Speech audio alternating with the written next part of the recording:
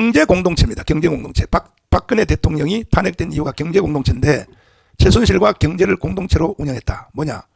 핵심이 뭐냐면 박근혜 대통령의 삼성동에 있는 집을 그 집을 안에 금고가 있는데 그 금고를 최순실이가 자기 마음대로 사용했다. 이것이 바로 경제 공동체입니다.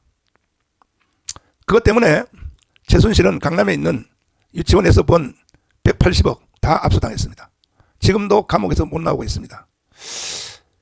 그래서 재판 과정 중에서 그러면 박근혜 대통령 집에 있는 금고가 있는지 검찰이 압수수색을 한번 해봐라. 그랬더니 검찰이 뭐라 그러냐. 할 필요 없다. 아니 왜 확인을 안 해요? 압수수색을 해야죠. 해서 진실을 밝혀내야죠. 할 필요 없어. 그리고 무시해버렸습니다. 그리고 박근혜와 이명박을 구속시켰습니다. 그 외에도 이 박근혜 탄핵을 위해서 자 세월호를 박근혜가 고의적으로 일으켰다. 5,200만 국민 여러분 믿을 말을 믿어야죠. 아무리 악한 김일성보다 더 악한 박근혜일지라도 그 중고등학생들이 제주도로 수학여행 가는데 인천에서 배를 타고 가는데 걔들을 고의적으로 죽이겠습니까? 만약에 고의적으로 그걸 죽였다면 이거는 틀림없이 북한이 했을 일입니다. 북한이. 그리고 아니 대통령 현지 대통령에게 대낮에 롯데호텔에 가서 어떤 모모 정모모하고 둘이 이상한 짓을 했다. 아니 믿을 만한 것을 믿어야죠. 근데 국민들의 95%가 믿었어요. 그 말을. 박근혜 탄핵을 찬성했다고요. 뭐 경북 대구 부울경 할 것 없어요. 이렇게 선동이 무서운 겁니다. 그리고 청와대에서 무당 구설했다. 법정에서 전부 다 이것은 아니라고 다 확인이 됐습니다. 무당 구설했다. 그리고 세월호 일어났을 때 박근혜가 7시간 늦게 갔다. 7시간 늦게 간 것이 아니라 한 3시간, 2시간 늦게 갔는데 이유가 뭐냐? 화장하느라고 머리 만지느라고 늦게 갔다. 이거 거짓말입니다. 왜 거짓말이냐 하면은 처음에 세월호가 제가 아주 기억력이 대단합니다. 저는 언론 확인 한번 해보십시오. 처음에 YTN에서 제일 먼저 보도를 했습니다. 뭐라고 보도했느냐? 자, 세월호 사고가 일어났는데 그런데 전원 구조가 됐다. 학생들이 전원 구조가 됐다라고 이렇게 방송을 했어요. 하니까 박근혜 대통령과 거기에 있는 김기춘 비서관 비롯하여 아이고 다행이다. 사고가 난 것은 문제지만은 학생들이 다 구조가 됐으니까 다행이다 이렇게 됐습니다.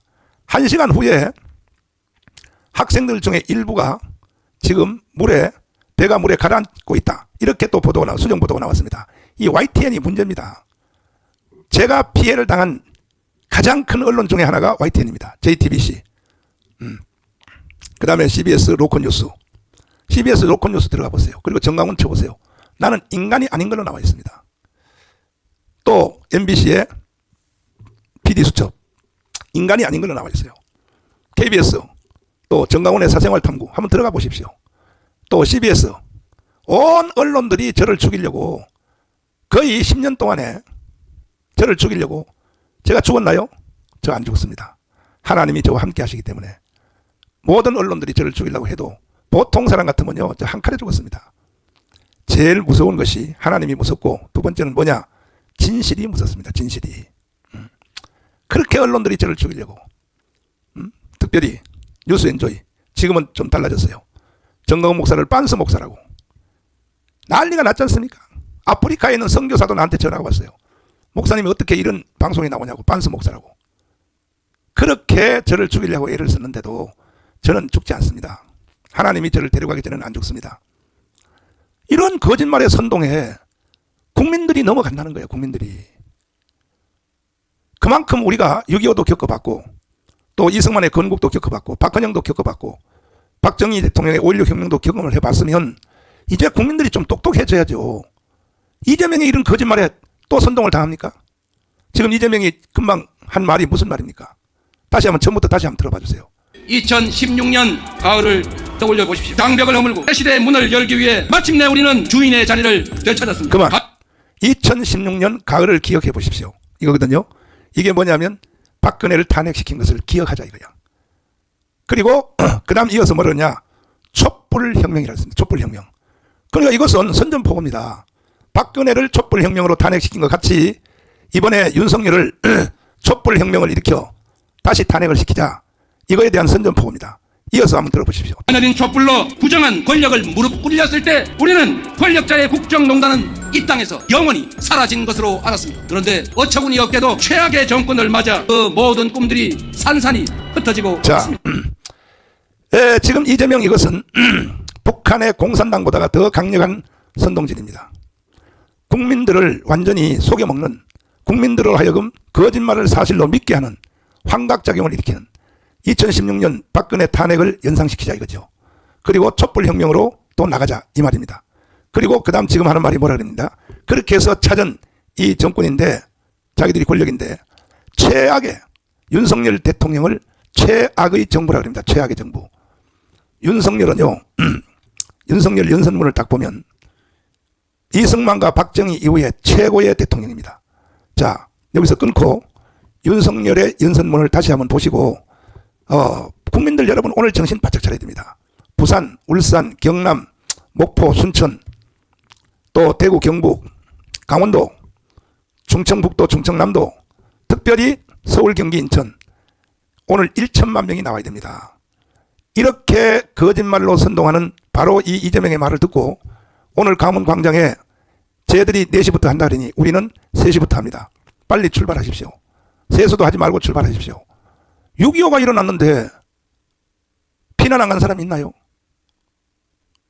6.25가 일어났는데 6.25보다가 더 지금 무서운 지금 전쟁이 붙었어요. 건국 후 80년 후에 이승만 박정희 이후에 최고의 지금 내란 사태가 강원에서 오늘 일어나게 돼 있습니다. 이재명의 연설을 들어보면 모르냐 말이에요. 그러면 정말로 윤석열 대통령이 최악의 정부인가? 윤석열 대통령의 연설문을 경북대구에서 한 연설문부터 들어보시고 정말 이게 이재명의 말이 맞는지, 이승만 박정희 이후에 최고의 대통령인지 아니면 최악의 정부인지 국민 여러분 들어보면 알잖아요. 왜 거짓말에 속습니까?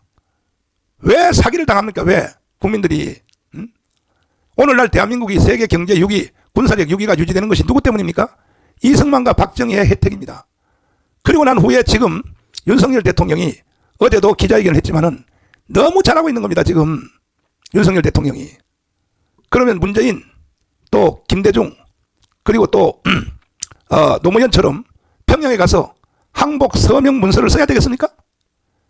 그걸 쓰란 얘기야. 지금 윤석열 보고 평양 가서 연방제 서명 또 하란 얘기야.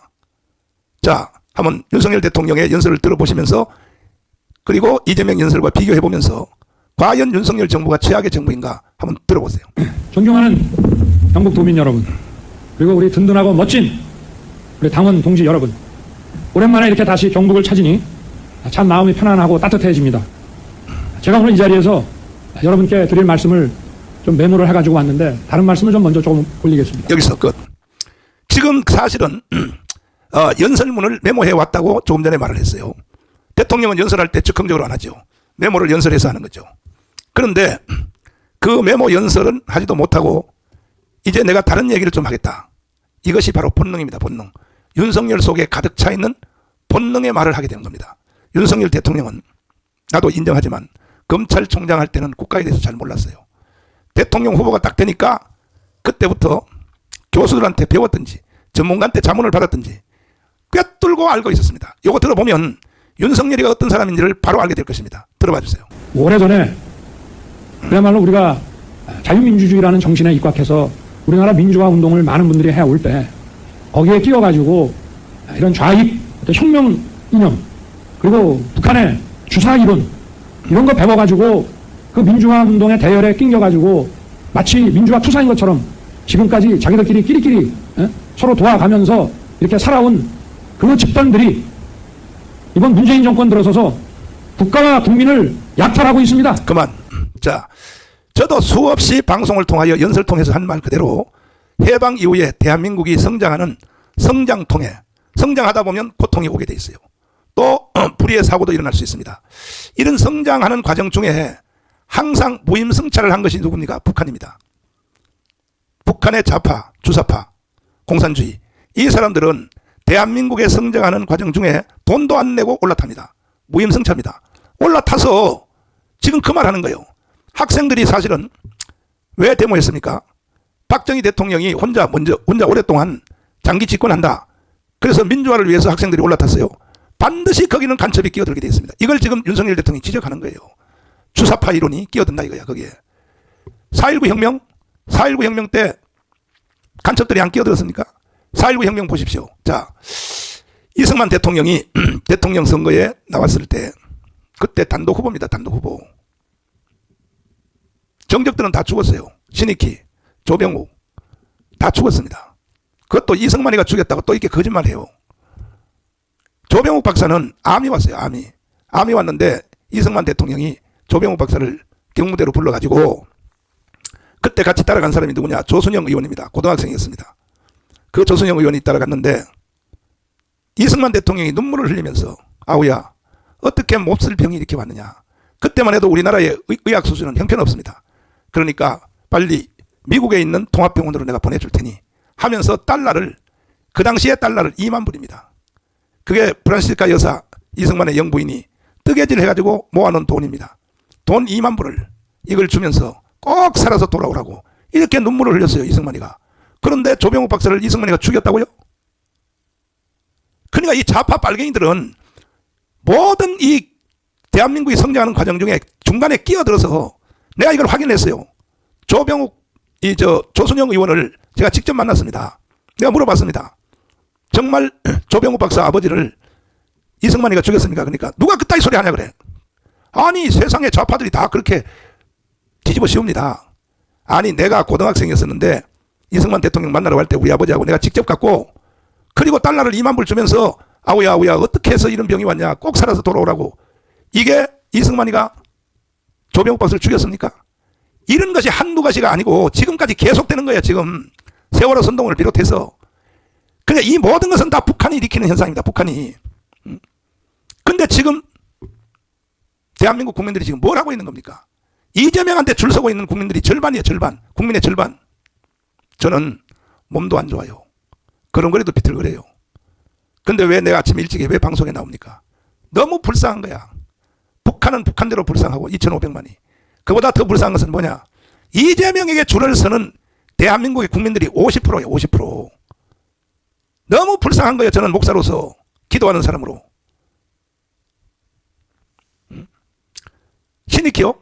신익희를 죽였다고요? 이승만이가? 익산에 가서 유세 연설하고 오다가 열차에서 심장마비로 돌아가셨어요. 그리고 그들의 나이가요 적지 않았어요. 그 당시에요 60 넘으면요 다 환갑잔치 하면서 이제는 죽어도 좋다. 이게 환갑잔치입니다. 그때 치고는요 다 사람들이 오래 산 거야. 그만큼 살았으면. 그런데 죽였다고요? 이승만이가? 그 이승만이가 하야했습니다. 이런 과정 중에 주사이론이 뭡니까? 김일성이가 만든 주사이론입니다. 민주화 과정 중에 끼어들어서 6.25 때도 그렇고 계속 끼어듭니다. 이래서 대한민국이 오늘 무너지게 된 상태가 온 것입니다. 그 다음 이어서 들어보십시오. 국민의 재산을 뺏고 세금을 약탈하고 자기들끼리 갈라먹고 또 거기에 대해서 문제를 제기하는 반대편은 뭐 사찰이고 사이버 전사들 있잖아요. 우리가 소위 뭐 대깨문이라고 하는 사람들 동원해가지고 인격 말살을 하고 머리를 둘 수 없도록 만듭니다. 웬만한 배심과 용기가 없으면 이 무도한 집단에 대해서 대응하지 못하도록 아주 이렇게 시스템을 다 만들어놨어요. 나라 말아먹을 일이 있습니까? 그러니 그 사이에 전문가를 쓰겠어요. 전문가가 들어오면은 자기들이 해먹는데 지장이 있죠. 그러니 이 무식한 이 삼류 바보들을 데려다가 정치를 해서 나라 경제 망쳐놓고 외교 안보 뭐 전부 망쳐놓고 그 무능을 이제 넘어서서 이제 뭐 사찰에 이 과거에 권위주의 독재 정부가 하던 권위주의 독재 정부는 국민들 경제를 확실하게 살려놔서 우리나라 산업화의 기반을 만들었습니다. 이 정도는 뭐였습니까? 정말 가지가지 다 하는 이 무능과 이 불법을 아주 동시 패션으로 다 하는 이런 정말 엉터리 정권입니다. 자 보십시오. 이게 뭔 말입니까? 문재인이가 코로나를 빙자하여 국민들에게 돈을 무제한 풀었습니다. 그래서 500조밖에 안 됐던 우리나라의 국가 채무가 지금 1,000조가 넘어갔습니다. 그 500조를 가지고 국민들에게 자영업자 뭐 등등 좋았죠. 돈 받아 먹을 때 좋았죠. 그러나 국가는 망하는 겁니다. 이런 말을 왜 못 알아듣습니까? 그래서 문재인 지지율이 지금도 40% 이하로 안 떨어져요. 왜? 국민들이 500조를 받아먹었으니까. 그게 다 자기들 세금으로, 그 다음에 자기들 후손의 빛으로 돌아오는 줄 모르고 그냥 국민들이 돈만 주면 좋은 줄 알고 자영업자들 돈 다 받았죠. 심지어 가게 하는 사람도 돈 다 받았죠. 코로나를 빙자하여. 코로나를 누가 유도했습니까? 문재인이가 유도한 거 아닙니까? 우리도 대만처럼 코로나를 원천적으로 막을 수 있었어요. 세계 유일의 대만이 중국에서 발생한 이 코로나를 대만이 딱 잘라버린 거야. 중국 사람들 절대 못 들어온다. 그 대만은요, 불과 코로나로 걸린 사람이 몇십 명밖에 안 됐어요. 원천적으로 막았기 때문에. 그러면 코로나가 처음 생겼을 때 중국 관광객을 막아야죠. 문재인이가. 오히려 청와대에서 뭐라 그러냐. 중국 관광객 한국으로 빨리 많이 오라고 선전했어요. 그러면 코로나를 유도한 사람이 누굽니까? 발생은 중국에서 했지만. 그래서 나중에 코로나가 확산되니까 그때 가서는 뭐라고요? 백신? 우리 교회 성도들은요, 코로나 때 100% 갇혔습니다. 100%. 어떻게 갇힌지 알아요? 교회 어디 다녀요? 사랑교회 다녀요. 그러면 검사도 안 하고 무조건 격리시켰어요. 일주일 동안 격리됐어요. 뭐 숭이여고 강당, 그 다음에 뭐 시설에 우리 성도들이 100% 다 갇혔습니다. 사랑제일교회 다닌다는 이유 때문에. 그러나 우리 교회 사랑제일교회는 코로나의 발상지가 아닙니다. 지금 재판에서 다 이기고 있지 않습니까? 현재. 사랑제일교회는 코로나와 관계없다고. 박대출 의원이 뭐라고 말했습니까? 국정감사에서 조사를 하고 질병관리본부장한테 광화문 때문에 사랑제일교회 때문에 코로나가 확산됐다는 증거를 내놔라. 못 내놨어요. 근데 광화문만 갔다 오면 무조건 다 핸드폰 추적해가지고 다 격리시키고 처벌하고. 이게 바로 문재인 이놈이 한 짓입니다. 이놈이. 이래서 정권을 연장시키려고. 위로 한번 띄워주세요. 박대출. 지금도 현재 또 국회의원 또 당선됐어요. 광화문 집회 관련 확진자 한 명도 안 나와. 그래서 지금 재판에서 다 이기고 있습니다. 그때 코로나를 격리시키려면 사랑제일교회만 격리시키면 되겠습니까? 전철에는 코로나가 그러면 확산 안 됩니까? 전철에 빽곡한 거하고 우리 교회 예배 드리는 거하고 어느 게 더 밀도가 셉니까? 우리는 일주일에 한 번 예배해요. 전철은 매일 타요.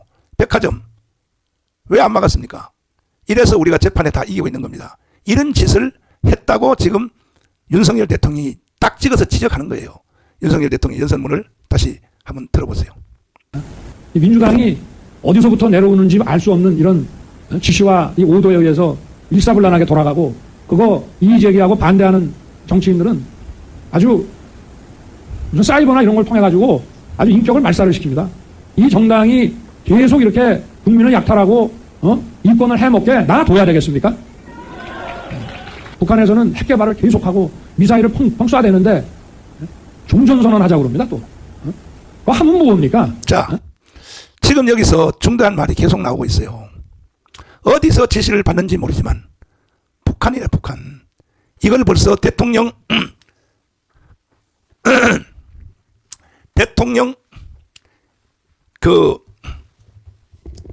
대통령 임기 중에, 대통령 선거 기간 중에 이미 알아본 겁니다. 이것을. 보세요. 윤석열 대통령이 최악의 정부인지를 한번 판단해 보시라고요. 그 국민들이 멍청하니까 대통령 지지율이 어제 17%로 떨어졌어요. 그렇게 기자회견 했는데도 불구하고. 그러니까 뭐냐면 어디서 지시를 받는지 모르지만 북한의 지시를 받고 있기 때문에 대통령이 아무리 소통을 하고 무제한 주제와 관계없이 국민과 공개 토론하겠다 하고 2시간 가까이 했잖아요. 그런데 어떻게 17%로 떨어져요? 이것이 바로 어디서 지시를 받는지 모르지만 어디를 지시를 받아요? 북한에서 지시를 받는다는 얘기입니다. 그리고 종전협정, 평화협정, 그게 뭐 밥이 나옵니까? 뭐 나옵니까? 나 혼자 말을 많이 해서 황교안 장관님. 종전협정, 평화협정요. 지금 윤석열 대통령이 지금 이게 대통령 선거 유세 기간 중에 대구 경북에 가서 한 연설이거든요. 종전협정, 평화협정. 그러니까 윤석열 대통령은 이승만, 박정희 이후에 최고의 대통령이에요. 사실은 이걸 깨또 다 보고 있는 거야. 종전협정, 평화협정. 뭐 우리가 수도 없이 설명했지만 최근에 이제 또 뭐 우리 교계에서도 일부 목사님들이 종전 선언에 대해서 뭐 저 공식적인 자리에서 이야기를 하고 하는데 이 종전 선언을 하자, 전쟁이 끝났다는 선언을 하자는 것은 그 뒤에 유엔사를 해체하자는 그 숨은 의도가 있습니다. 그리고 또 이거는 저 북한의 김일성이 때부터 뭐 김정은에까지 계속 계속해서 유엔사를 해체하자는 주장을 했던 것입니다. 그것과 일맥상통하는 겁니다. 그럼 왜 그러면 종전선언을 하자는 거냐? 지금이 뭐 전쟁 상태도 아니고 전쟁을 하다가 현재는 정전, 잠깐 쉬는 또는 휴전 상태지 않습니까? 네. 정전, 휴전 상태이기 때문에 현재 유엔사령부의 기능은 휴전 상태를 누가 잘 지키지 않느냐 관리 감독하는 것이 제1 목표입니다. 그 지금 하고 있는데 종전선언을 하자는 것은 문재인이가 계속해서 문정권 5년 동안 노래를 부르고 다녔다는 뭐 그런 저 표현을 썼는데 종전선언을 하면은 당장 자 이제 전쟁 끝났으니까 유엔사령부 해체하고 다 가라 이겁니다. 그러면은 가장 큰 목적은 이제는 뭐 저는 북한의 그 숨은 의도가 이제 우리나라로서는 뭐 두렵지도 않지만은 어쨌든 혼자 싸우는 것보다 또 대의명분 쪽에서도 유엔이 함께 싸우는 것이 중요하고 지금 유엔 사령부가 있으면은 유엔군 참전했던 16개국이 바로 들어옵니다. 예, 시간을 다투지 않고 또 그 유엔사의 일원이 또 한미동맹에서 주한미군이 있지만은 유엔사의 일원이고 그다음에 일본이 유엔 사령부의 후방 기지이기 때문에 일본에 있는 전쟁 물자를 그대로 쓸 수 있습니다. 이런 여러 가지 때문에 이것은 뭐 국가 지도자라면은 국가 지도자가 아니더라도 뭐 개인이 손익 계산을 그냥 상식적으로 해서도 해서는 안 될 말이거든요. 그걸 계속 노래 부르고 다녔다는 거죠. 근데 이제 윤석열 대통령은 대통령이 되기 전부터 이제 그런 상식적인 면에서 공부를 했든지 아니면 그런 군사안보 전문가한테 그런 또 이야기를 듣든지 그게 당연하다고 생각하는 겁니다. 그런데 지금 이재명 같은 대통령 후보를 했고 현재 야당의 대표로 있는 사람이 아직도 저런 소리를 하고 거기에 또 발맞춰 우리 일부 교계에 그런 지도자들이 또 그런 이야기를 한다는 것은 참 어이없는 일입니다. 네. 조금 전에 여기 댓글에 이거 재방송하는 겁니까? 아닙니다. 재방송하는 게 아니에요. 저는 어젯밤에 밤잠 한 잠도 못 잤습니다. 왜? 이재명 때문에 감원 광장에서 내란이 일어납니다. 내란이. 그러니까 아직도 출발 안 하신 부산, 경남, 울산, 저 밑에 순천, 목포 걸어서 오세요. 걸어서 오시라니까요. 걸어서 오시다가 순교당할지라도 오시라고요. 지금 현재 이승만 시대 박근혜하고 싸울 때 그때 6.25 때 그리고 5.16 박정희 혁명일 때 그때 이후로 최고의 위기가 지금 오늘입니다. 오늘 우리는 지금 이재명이가 5만 명의 동원 명령을 내렸습니다. 5만 명에. 우리는요 1,000만 명 나와야 됩니다. 1,000만 명 나와서 한 번에 불을 딱 꺼야지. 찔끔찔끔 우리가 6년 동안 강원운동 해보니까 힘들어요. 돈도 많이 들고 너무 힘들어. 저는 또 몸도 불편하고. 그러니까 오늘 1,000만 명이 강원으로 나오란 말이에요. 특별히 수도권에 있는 사람들은 오늘 오후 3시부터 우리가 시작이니까 아직도 부산, 울산, 경남, 남쪽, 경북, 대구, 강원도 빨리 출발하시라고요. 출발하기 싫어요? 북한으로 가세요. 차라리. 북한으로 가시라고요. 자꾸 헛소리 하지 말고. 그리고 자꾸 정강훈 목사한테 쓴소리 하는 사람이 있는데 이거 하나만 정돈을 여러분 한번 해보십시오. 정강훈 목사가 5, 6년 동안에 가문운동 안 했으면 윤석열 대통령이 될 수 있었을까요? 어떻게 돼요? 이재명이가 대통령이 됐어요. 이재명이 대통령 되면 어떤 세상이 온지 압니까? 연방제로 바로 갑니다. 주한미군 바로 철수했습니다. 대기업 해체됐습니다. 이재명의 자서전에 나오잖아요. 그러면 현재 대한민국에서 5년 동안 대한민국을 누리고 있는 것 자체가 첫째는 하나님의 은혜요. 정강훈 욕하지 말으니까요.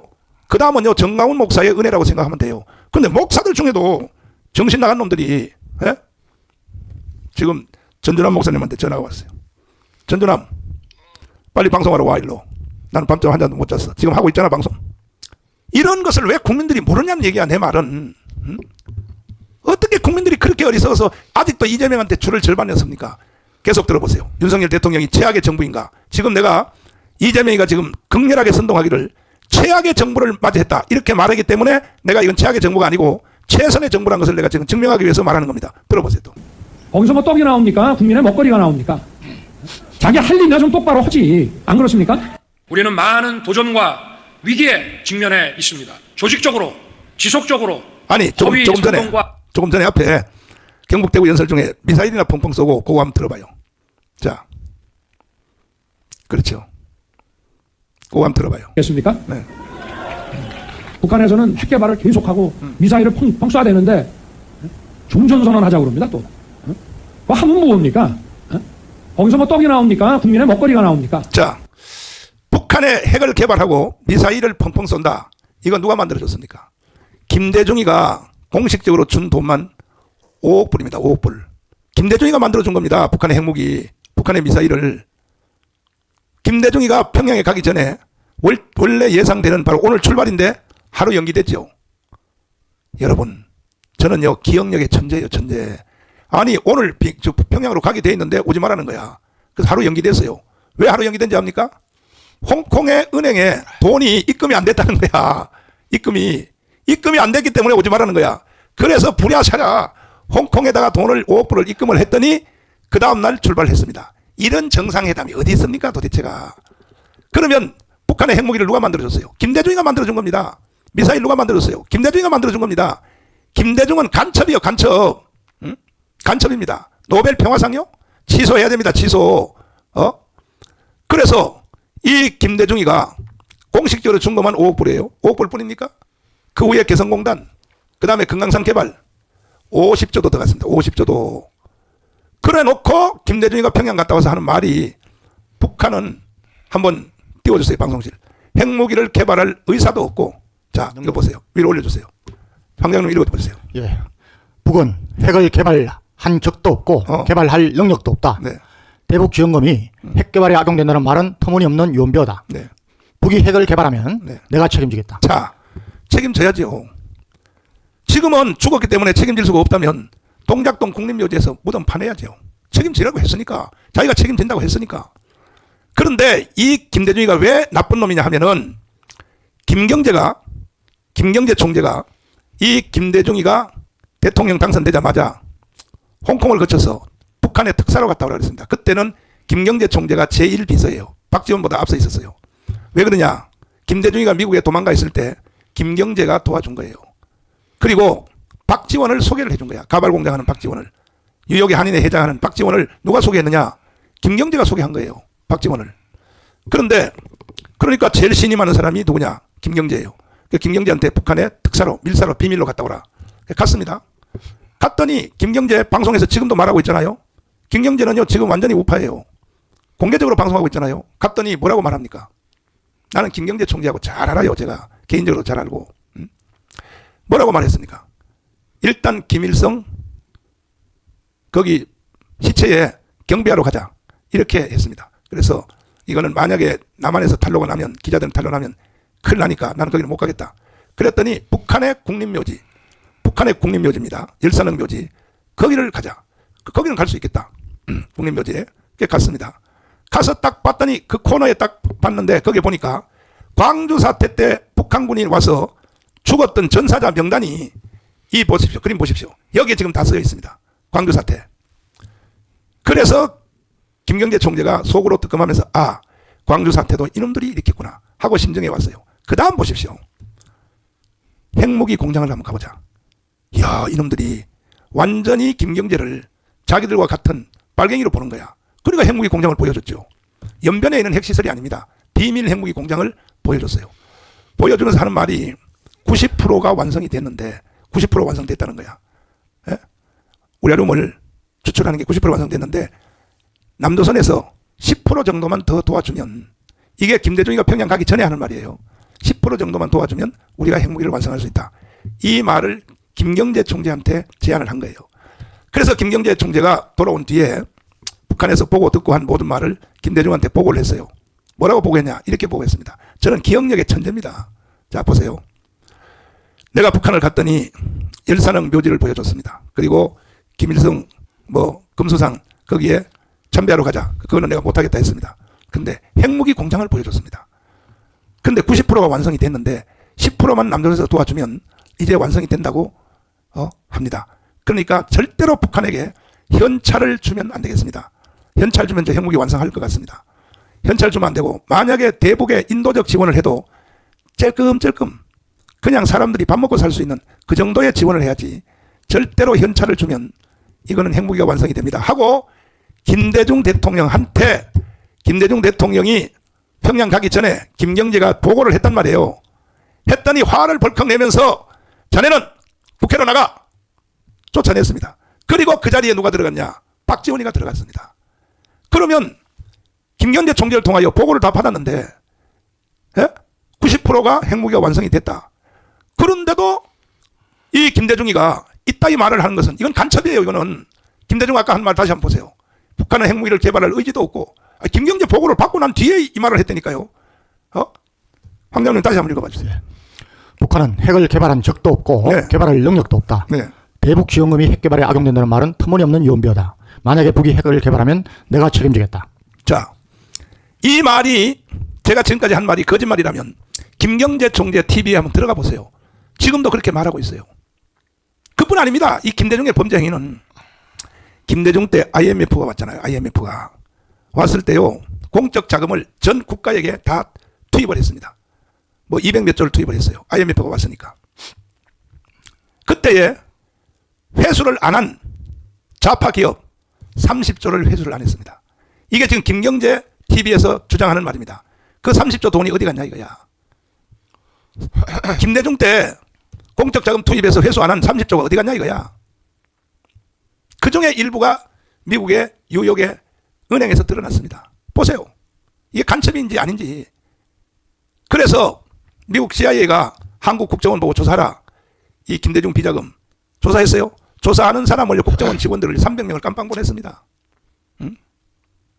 이게 간첩 아닙니까? 김대중이 간첩 아닙니까? 그때 재판이 붙었을 때에 구치소에 구속돼서 재판 붙었을 때 증인 신청을 누가 했느냐? 김대중의 아들을 신청을 했어요. 아들이 증인으로 불려왔습니다. 이 수표가 증인의 김대중 아들 이름으로 발행된 게 맞습니까? 그러니까 맞다 그랬습니다. 법정 앞에서. 이거 왜 해소 안 합니까? 30조 왜 해소 안 합니까?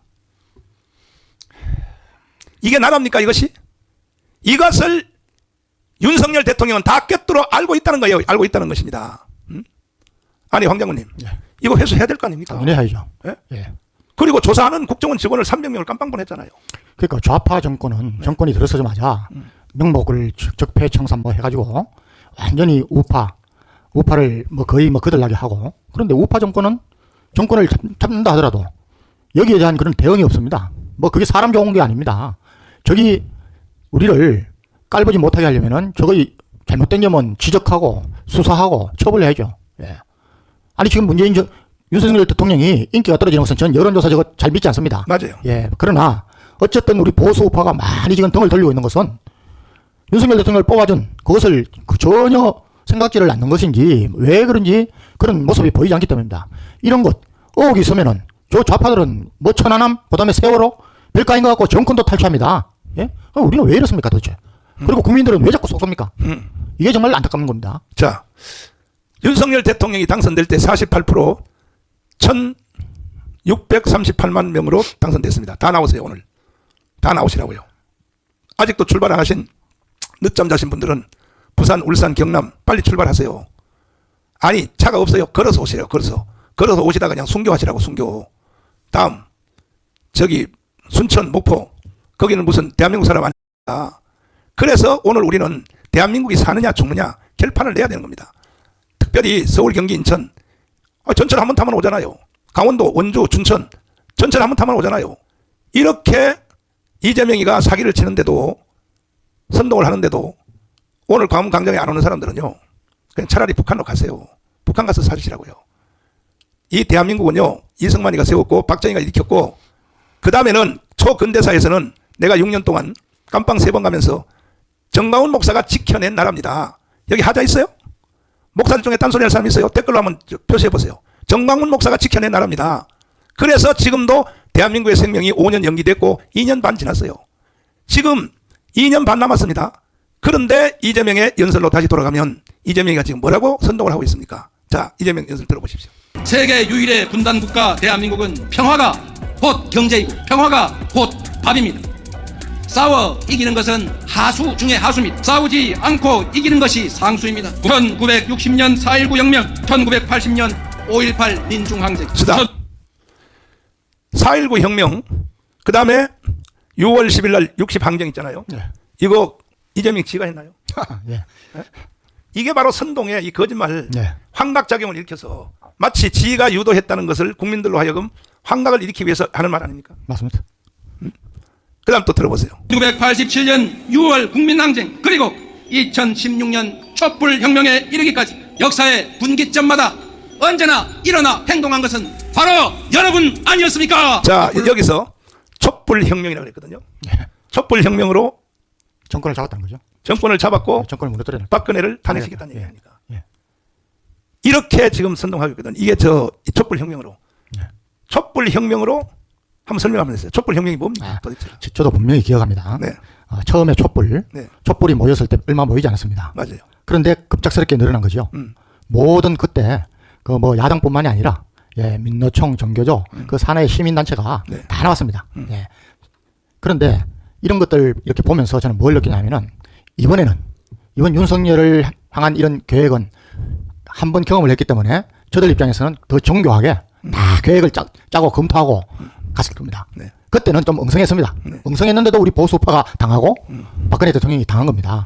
근데 지금은 이제 저쪽에서는 저렇게 정교하게 가더라도 그때 없었던 우리 보수파의 중심인 우리 광화문 애국 세력이 있고 이미 우리는 벌써 이것을 경고를 벌써 뭐 거의 1년 전부터 했습니다. 예.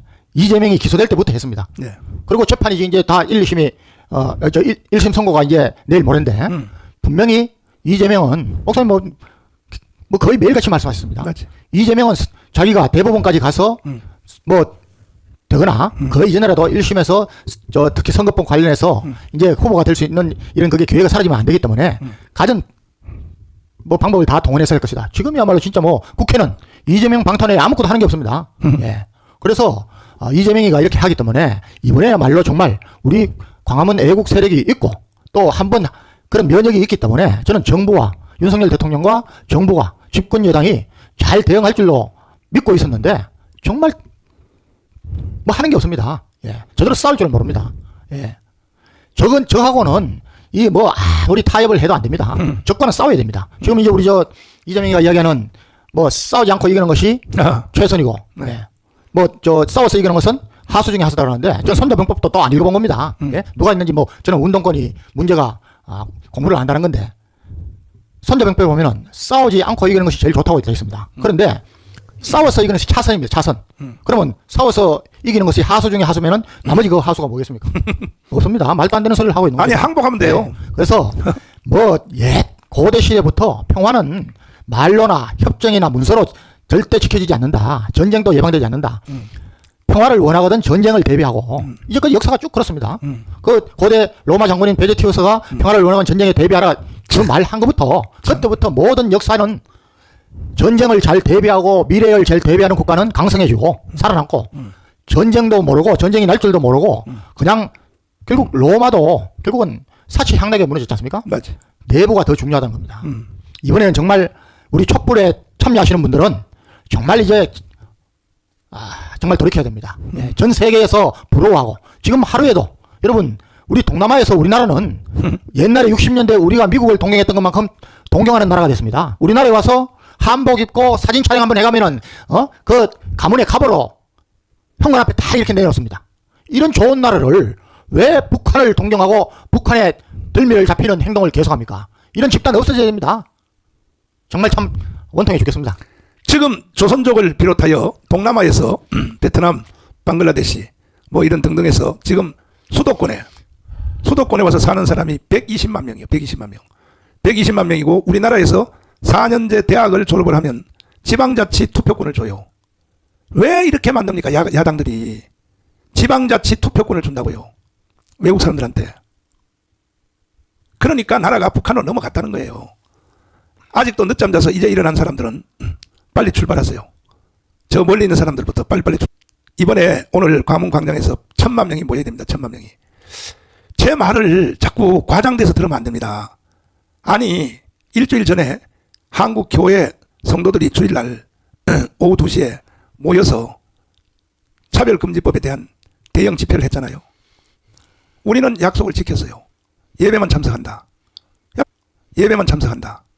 약속 지켰어요. 그리고 예배 다 끝나가고 헌금 시간에 계좌번호를 띄우는 거야. 거기다가. 그러면 우리 광화문 세력이 거기에 참여한 사람이 얼마입니까? 수도 없어요. 돈을 그쪽으로 붙이라는 얘기 아닙니까?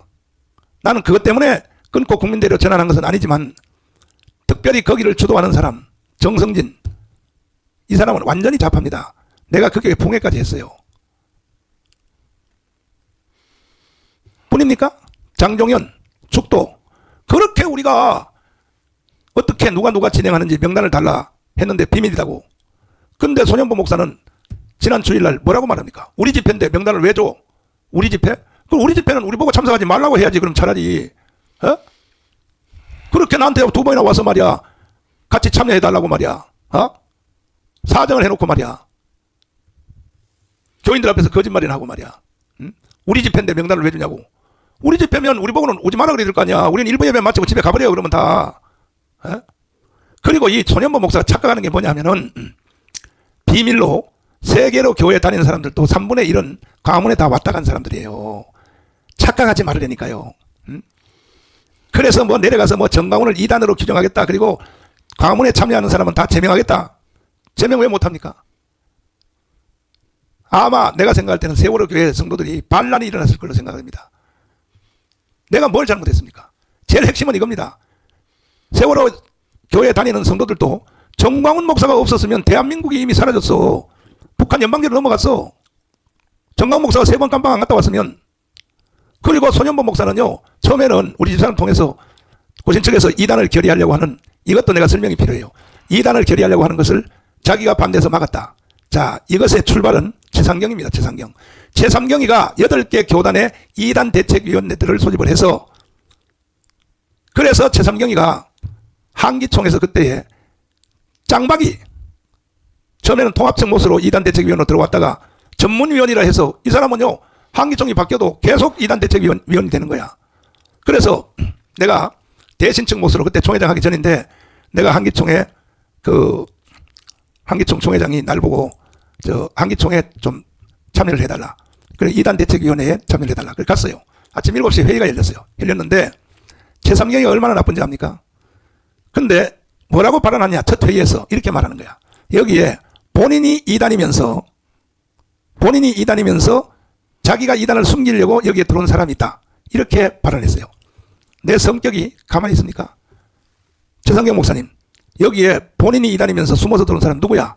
날 보고 하는 말이지. 그러니까 아니 뭐 꼭 목사님 보고 한 말은 아닌데, 아니 말을 해보라고. 여기에 자기가 이단이면서 이단을 숨어서 들어온 사람이 있다고 하는 사람을 한번 말을 해보란 말이야.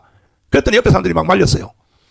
그때부터 최상경은요, 그 후에 밥을 먹으러 가는데 뭐라 그랬냐? 내 듣는 데서 지나친 반미도 문제지만 지나친 친미도 문제다. 여기도 조영기 목사님 보고 하는 말이야. 이 말을 하는 거예요. 그래서 최상경 이놈은요 완전 좌파예요.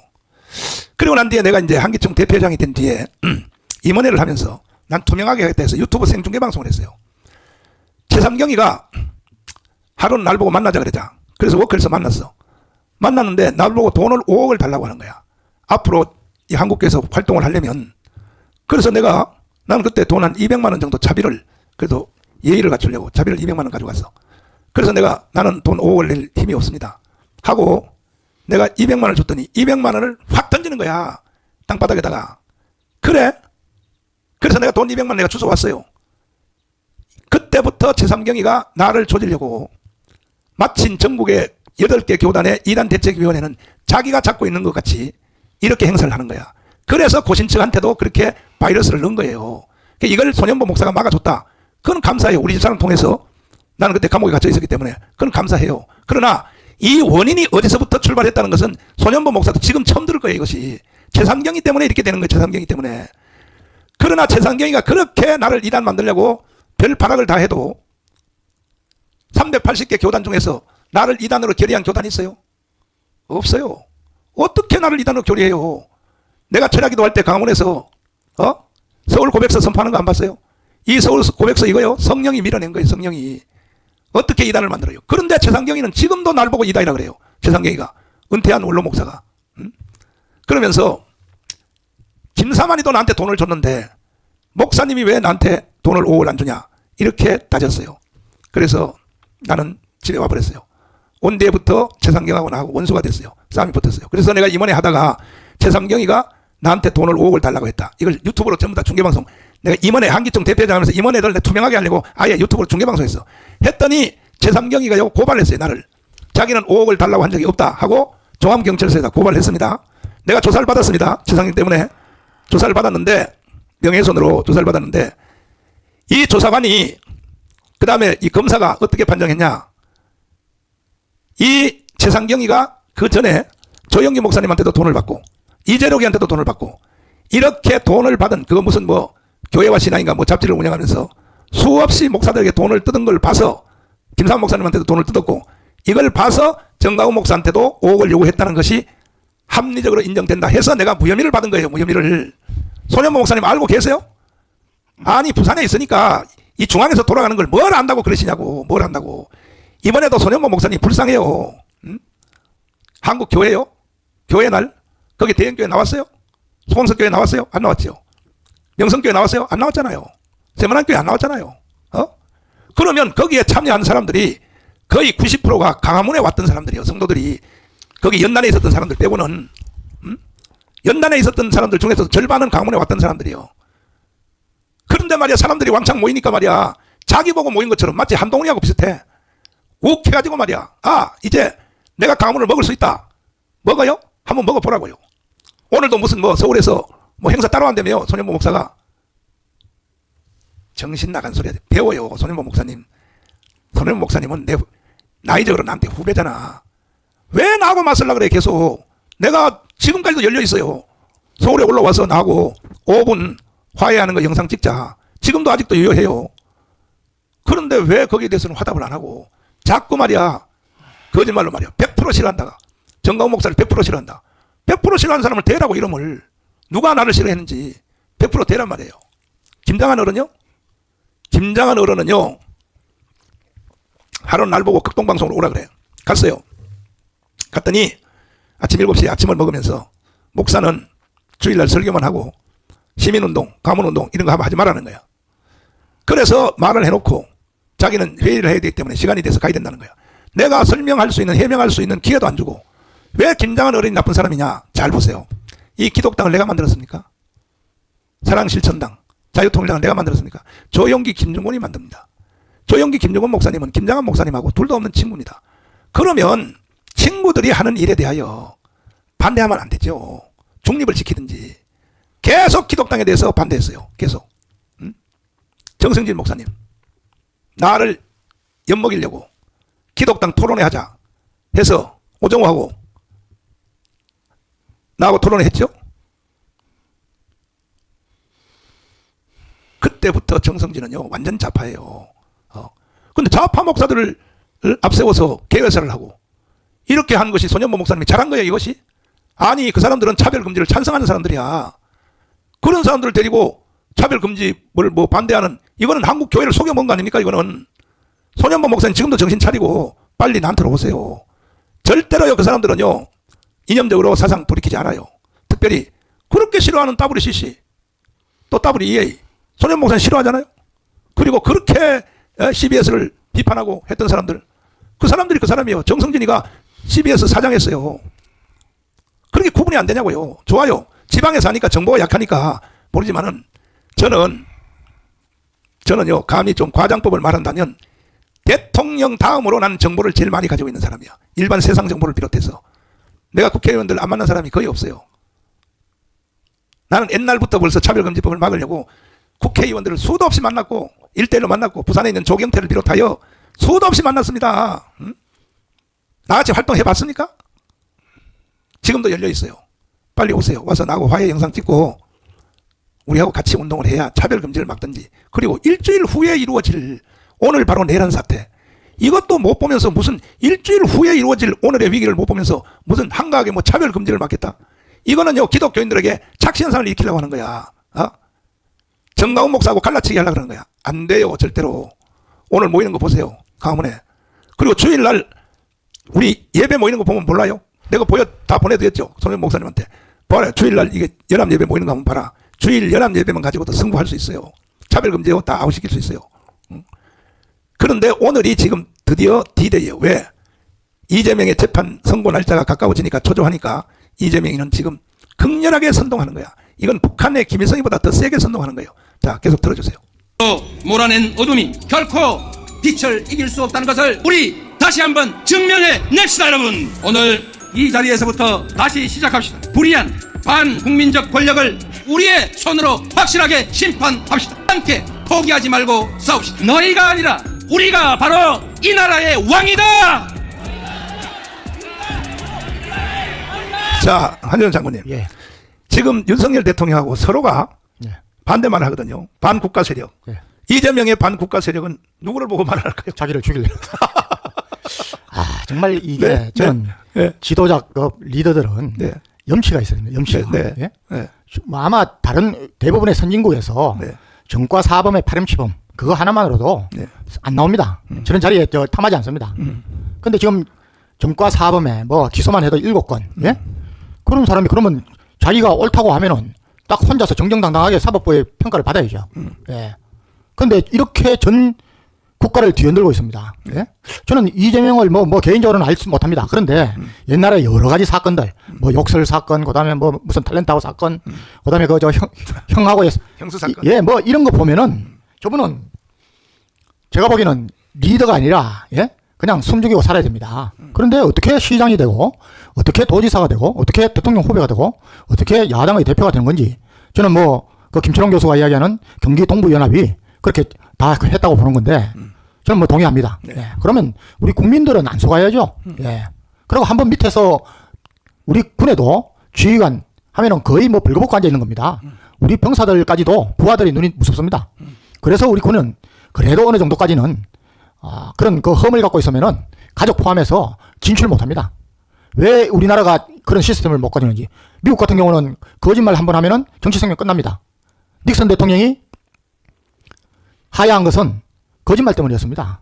우리는 뭐 거짓말을 밥 먹듯이 하고 또 정과가 수하게 북한에 훈장 타듯이 이런 사람들이 전 국회를 있습니다. 그러니까 우리나라 국회를 OECD 국가 개발협력기구 국가 중에 30개 국가를 조사했더니 그 나라 국민들이 신뢰하는 정도가 꼴찌에서 3번째라는 겁니다. 우리 밑에가 칠레하고 페루입니다. 우리나라 국민들 자체 조사한 것도 마찬가지입니다. 제일 꼴찌가 국회입니다.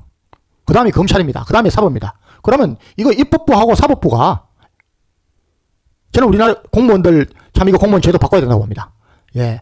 전산화되고 다 AI 이렇게 해가지고 굉장히 효율적으로 하고 있는데도 공무원들 해고를 못하니까 그대로 있습니다. 그러면 이 공무원들이 현장에서 뛰고 독거노인들 이런 데 다니면서 도와줘가는 이런 시스템이 전혀 안 되어 있습니다. 전부 뭐 영혼 없는 그런 공무원들이 앉아가지고 이런 것들을 국회에서 법을 만들고 보완하고 하는 것에 전념해도 시원찮을 거예요. 그런 거는 다 내팽개쳐놓고 예? 개인 한 사람이 사법 처리 때문에 방탄을 하는 국회 이런 거 어떻게 되겠습니까? 제발 우리 국민들께서 정말 자존심 없습니까? 예? 이 일을 하고 계시는데 도와주지는 않고 저는 이거 영적 싸움이라고 봅니다. 예? 구약에 보면은 하나님께서도 하나님과 대적하는 사람은 아주 가혹하게 했습니다. 왜 그렇습니까? 그 사람들로 인해서 다른 사람들이 피해를 볼까 그런 겁니다. 우리가 설득하고 전도하고 할 사람들은 해야지만은 악한 자들은 우리가 응징하지 않으면은 교회가 무너지고 국가가 무너지는 거 아니겠습니까? 오늘 보고 아마 지난번 제가 들으니까 지난번 2일날 하고는 저 친구들이 예상보다 좀 적게 모여가지고 네. 자체 뭐 또 토의를 했다고 들었습니다. 맞아요. 오늘 여기서 진짜 우리가 한번 야 이거 안 되겠다. 저 친구들이 이거 이제 우파 애국 세력 때문에 안 되겠다 이거 이렇게 하려면은 이 한번 하루 토요일 날 그냥 아이들 손잡고 맞아요. 예, 외출 나오시듯이 한번 나오십시오. 예? 이재명 저는 좌파 정권이 한 번만 더 들었으면은 우리나라 망한다고 봅니다. 예, 망한다고 봅니다. 여러분 한번 살펴보십시오. 우리나라가 누구에 의해서 발전했습니까? 예? 이승만 박정희입니다. 맞아요. 예? 그 다음에 좌파 정권 때는 그냥 국민들한테 퍼주기 하고 맞아요. 한 가정도 우리 부모들이 제대로 된 부모면은 내가 좀 못 먹고 내가 못 쓰더라도 자식들을 공부시켜서 예? 이 가난을 좀 벗어나자. 내 자식만큼은 좀 나보다 나게 하자. 이게 맞아요. 가정의 부모들의 정상적인 사람들입니다. 그런데 이 좌파 정권은 예? 특히 문재인 정권 500조를 국가 빚을 얼마나 졌습니까? 500조, 예? 500조. 그런데 거기에 왜 놀아납니까? 왜 놀아납니까?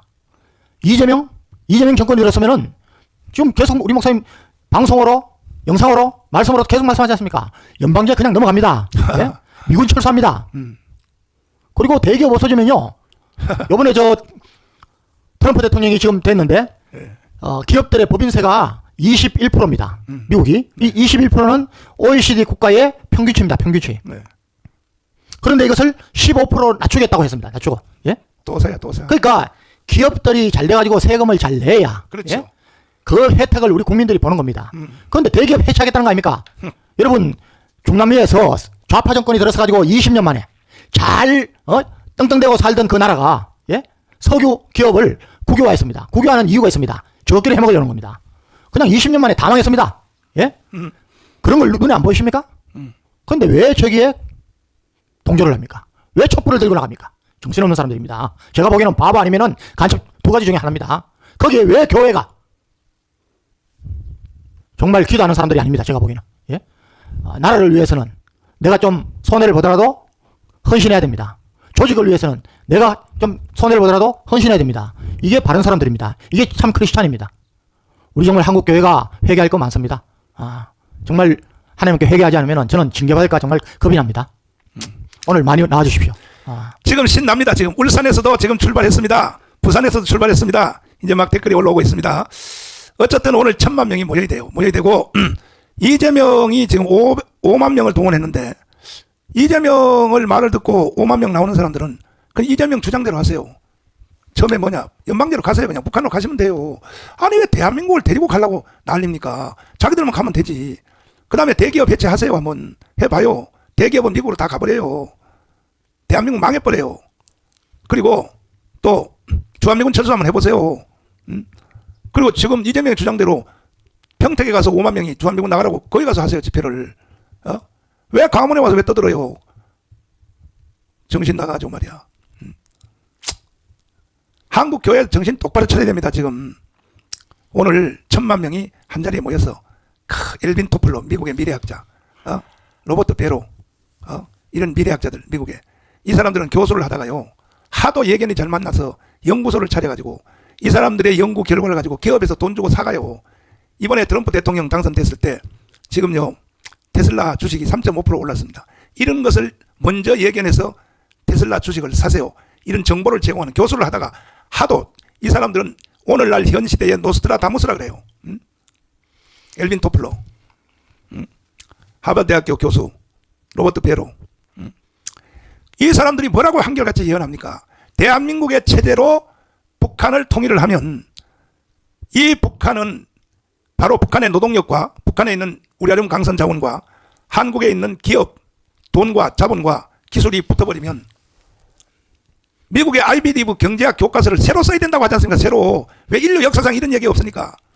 북한도 우리나라 민족이기 때문에 극렬하게 지금 팽팽하게 지금 돼 있어요. 한국 마찬가지. 이것이 두 개 합쳐져 버리면 경제학 교과서를 새로 써야 된다는 거야. 그리고 GNP가 40만 불 이상 넘어간다는 거야. 그때 뭐라고 말합니까? 미국의 미래학자들이. 나는 그때 나이가 93살 정도 될 것 같은데 한국이 통일되면 내가 한국에 가서 한번 볼 것이 있다. 뭐냐? 옛날의 고토인 동북삼성, 흥룡강, 유럽성, 길림성을 통일된 한국은 다시 찾으려고 할 것이다. 이미 벌써요. 그 사람들은 마음이 벌써 유럽처럼 연방제를 해버리면요. 동북삼성, 북경, 상해, 광동어권 이게 4개 나라로 연방제 해버리면 중국이 해버리면 두려운 거야. 그러면 동북삼성은요. 우리 조선 사람들이 많이 살아요. 한국 사람들이. 그 사람들이요. 우리한테 붙어버리지. 우리하고 연합하자 그랬지 바로.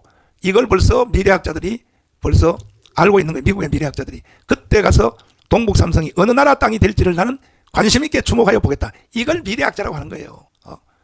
근데 이재명은 지금 거꾸로 가고 있잖아요. 자, 또 마지막 연설 한번 들어보세요. 그 윤석열 대통령 연설, 장천체육관에서 한 연설 한번 들어보세요. 정반대 연설을 하고 있는 거예요. 정반대. 반국가 세력. 보세요.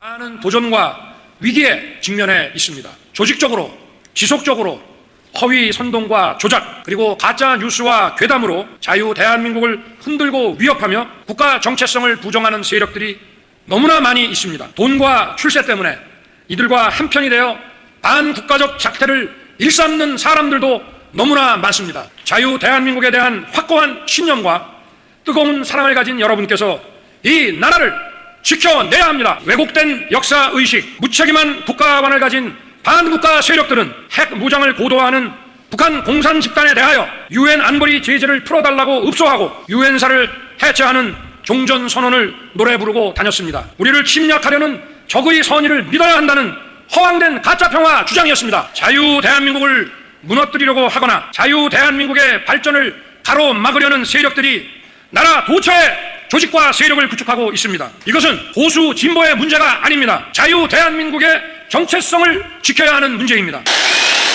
자, 황교안 장군님. 지금 오늘 그 행사가 과연 우리가 이기느냐, 이재명이 이기느냐에 대해서 한국에 와 있는 통신사들, 뭐 미국의 MBN을 비롯하여 뉴욕타임, 과연 우리가 이기느냐, 이재명이 이기느냐에 대해서 한국에 와 있는 지금 근데 이 하나 이런 열렬한 또 애국자들이 있는데 방송실 슈퍼챗 그 명단 한번 띄워주시면 시작이 오후 3시부터 하니까 지금도 출발해도 세상에 살 것인가, 지금 현재 사는 그 윤석열 대통령의 세상에 살 것인가, 이 찔끔찔끔 할 필요 없어요. 더 이상 내가 설명을 어떻게 합니까? 박정아 2만 원 또 슈퍼.